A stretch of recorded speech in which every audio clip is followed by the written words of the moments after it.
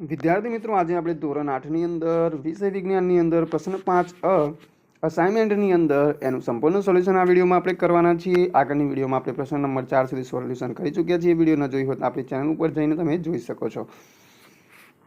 પ્રશ્ન 5 છે, ટૂંકમાં ઉત્તર લખો. પ્રકરણ 4 છે, એમાં પહેલો પ્રશ્ન છે, દહન માટેની જરૂરિયાતો જણાવો.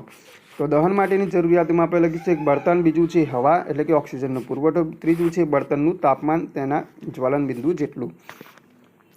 આટલી વસ્તુ હોય તો દહન થઈ શકે. એના પછી ત્રીજી વસ્તુ, કાટ લાગવાની ક્રિયાને દહન કહી શકાય, સમજાવો. તેમાં લખીશું આપણે કાટ લાગવાની ક્રિયાને દહન કહી શકાય નહીં, કારણ કે કાટ લાગવાની ક્રિયા દરમિયાન ગરમી અને પ્રકાશ ઉત્પન્ન થતા નથી. દહન ક્રિયામાં ગરમી અને પ્રકાશ બંને ઉત્પન્ન થાય છે. અને કૌંસમાં આપણે લખીશું કાટ લાગવાની ક્રિયાને મંદ દહન કહી શકાય. એના પછી જે ત્રીજું, આગનું નિયંત્રણ કરવા શું કરવું જોઈએ. તેમાં લખીશું આગનું નિયંત્રણ કરવા પહેલું હવાનો પુરવઠો બંધ કરવો જોઈએ, બીજું બળતણનું તાપમાન તેના જ્વલન બિંદુ કરતાં નીચું લાવવું જોઈએ, ત્રીજું બળતણ દૂર કરવું જોઈએ. જો કે મોટાભાગના કિસ્સામાં બળતણ દૂર કરી શકાતું નથી. ચોથો પ્રશ્ન છે, CO2 કઈ રીતે આગને નિયંત્રણ કરવા માટે વપરાય છે તે સમજાવો. તેમાં આપણે લખીશું CO2 વાયુ દહનશીલ નથી, તેમજ દહન પોષક નથી, તેથી તે દહનમાં અવરોધ ઊભો કરે છે. બીજો મુદ્દો, CO2 એટલે કે ઓક્સિજન વાયુ CO2 એટલે કાર્બન ડાયોક્સાઇડ વાયુ ઓક્સિજન કરતાં ભારે હોવાના કારણે આગની આજુબાજુ જમા થઈ જાય છે. આગની આજુબાજુ જમા થઈ આગને ધાબળાની માફક લપેટે છે. ત્રીજું, બળતણ અને ઓક્સિજન વચ્ચેનો સંપર્ક કપાઈ જાય છે અને આગ ઓલવાઈ જાય છે. આમ CO2 અગ્નિશામક હોવાથી તે આગને નિયંત્રિત કરવા માટે વપરાય છે.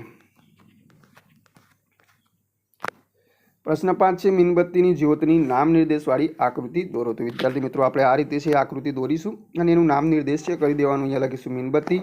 અહીંયા જે વચ્ચેની અંદરનું છે ત્યાં આપણે લખીશું ન દહન થયેલો મીણબત્તીનો વરાળવાળો સૌથી અંદરનો ભાગ, પછી સંપૂર્ણ દહનવાળો વિસ્તાર, એના પછી ઉપર આપણે છે એમાં સંપૂર્ણ દહનવાળો સૌથી ભૂરો વિસ્તાર, પછી અહીંયા સૌથી ગરમ વિસ્તાર, પછી અહીંયા મધ્ય ગરમ અને અહીંયા સૌથી ઓછો ગરમ. આ રીતે આપણે નામ નિર્દેશ છે એ કરી દેવાનું. એના પછી છે પ્રશ્ન 6, સુરક્ષિત દિવાસળી વિશે ટૂંકમાં સમજૂતી આપો.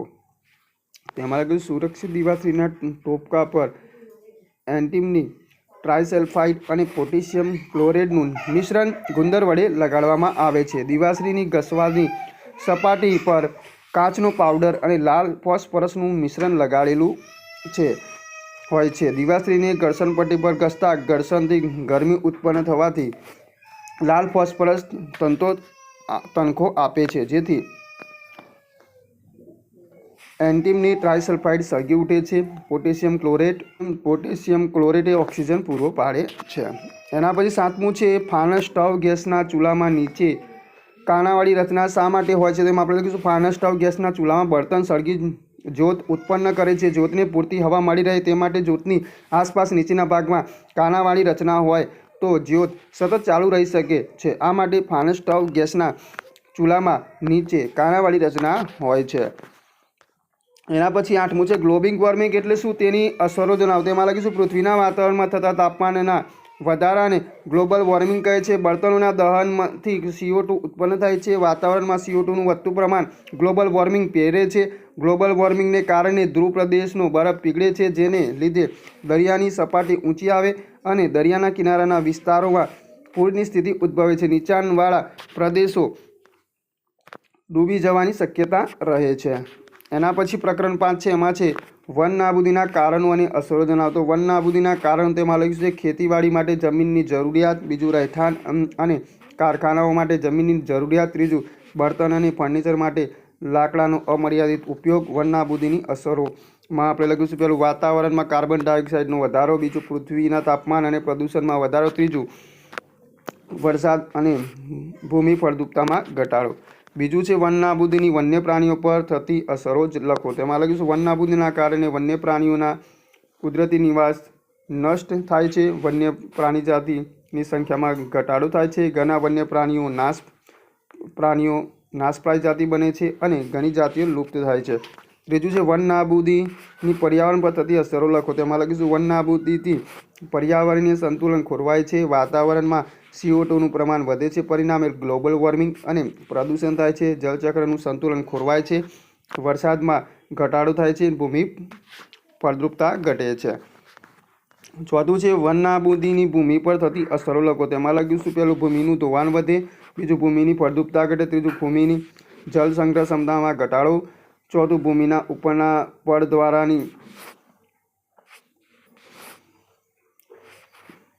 દ્વારા નીચેના સ્તરોમાં પાણી પ્રવેશવાની ક્રિયામાં ઘટાડો, પાંચમું ભૂમિના પોષક તત્વોના પ્રમાણ બંધારણ પર વિપરીત અસર. પાંચમું છે વન નાબૂદીના કારણે વરસાદમાં ઘટાડો કેવી રીતે આવે છે તે સમજાવો. તો વનસ્પતિઓ પર્યાવરણમાં જળચક્રને જાળવી રાખવા માટેના મુખ્ય એકમ છે. વન નાબૂદી વનસ્પતિઓ વડે પાણીનું શોષણ બાષ્પ રૂપે ઉત્સર્જન બંધ થતું જાય છે. વાતાવરણમાં યોગ્ય પ્રમાણમાં બાષ્પ એકત્ર થતી નથી. બાષ્પ ઠંડી પડવા માટેની સ્થિતિ સર્જાતી નથી. વરસાદી પવનોને રોકવા માટે વૃક્ષો ન હોવાથી વરસાદમાં ઘટાડો આવ્યો છે. છઠ્ઠું છે જંગલમાં વૃક્ષોની કાપણી કયા ઉદ્દેશ્યથી કરવામાં આવે છે. તો એક ખેતીવાડી માટે જમીન પ્રાપ્ત કરવી, બીજું ઘર અને કારખાનાઓનું નિર્માણ કરવું, ત્રીજું ફર્નિચર બનાવવા તથા બળતણ માટે લાકડાનો ઉપયોગ કરવો. સાતમું છે આપણે જૈવ વિવિધતાનું સંરક્ષણ શા માટે કરવું જોઈએ. તેમાં આપણે લખીશું સજીવ જાતિઓને લુપ્ત થતી અટકાવવા, બીજું નિવસન તંત્રની આહાર શૃંખલા અને આહાર જાળવી રાખવા માટે કરવું જોઈએ. એના પછી આઠમું છે આપણે વન્યજીવોનું રક્ષણ કેવી રીતે કરીશું. તો એમાં લખીશું પહેલું વન્યજીવોના રક્ષણ માટે વિશિષ્ટ આરક્ષિત વિસ્તારો નક્કી કરવામાં આવે છે, બીજું વ્યક્તિગત રીતે વૃક્ષોની કાપણી, શિકાર કે પજવણી અટકાવવામાં આવે, ત્રીજું સરકાર દ્વારા વન્યજીવોની સુરક્ષા માટે તૈયાર કરવામાં આવેલા નિયમ, પદ્ધતિઓ અને યોજનાઓ અમલ કરવામાં આવે, ચોથું જંગલમાં કે જંગલની આસપાસ રહેતા લોકો વન્યજીવોની સુરક્ષાને ધ્યાનમાં રાખી તેમની જરૂરિયાત પૂરી કરે. એના પછી પ્રકરણ 6 છે એમાં છે મનુષ્યમાં ફલનની પ્રક્રિયા સમજાવો. તેમાં લખીશું મનુષ્યમાં લિંગી પ્રજનન થાય છે. ફલનની ક્રિયા સ્ત્રી શરીરમાં અંદર થાય છે, તેને અંતઃફલન કહે છે. પછી મૈથુન ક્રિયા દરમિયાન પુરુષના શુક્રકોષો સ્ત્રીના પ્રજનન માર્ગમાં મુક્ત થાય છે. આ શુક્રકોષો સ્ત્રીના શરીરની અંડવાહિનીમાં અંડકોષના સંપર્કમાં આવે છે. ફક્ત એક શુક્રકોષ અંડકોષ સાથે જોડાઈને એક થઈ જાય છે. શુક્રકોષ અને અંડકોષના જોડાણને ફલન કહે છે. ફલનની ક્રિયાના પરિણામે યુગ્મજનનું નિર્માણ થાય છે. બીજું છે દેડકામાં ફલન ક્રિયા સમજાવો. તેમાં લખીશું દેડકામાં ફલન ક્રિયા પાણીમાં થાય છે. માદા દેડકો પાણીમાં ઘણા અંડકોષો ત્યાગ કરે છે. તરત જ નર દેડકો તેના પર શુક્રકોષોનો ત્યાગ કરે છે. શુક્રકોષો પૂંછડીની મદદથી પાણીમાં તરી અંડકોષના સંપર્કમાં આવે છે. તેના પરિણામે ફલન થાય છે. આવું ફલન બાહ્ય ફલન છે. તેના પછી ત્રીજું છે શુક્રપિંડ અને અંડપિંડના કાર્યો જણાવો. તેમાં લખીશું શુક્રપિંડ નર પ્રજનન અંગ છે. તેના વડે લાખોની સંખ્યામાં નર પ્રજનન કોષોનું નિર્માણ થાય છે. અને અંડપિંડ માદા પ્રજનન અંગ છે. મનુષ્યમાં સ્ત્રી પ્રતિમાસ બંને અંડપિંડ વારાફરતી એક વિકસિત અંડકોષ મુક્ત કરે છે.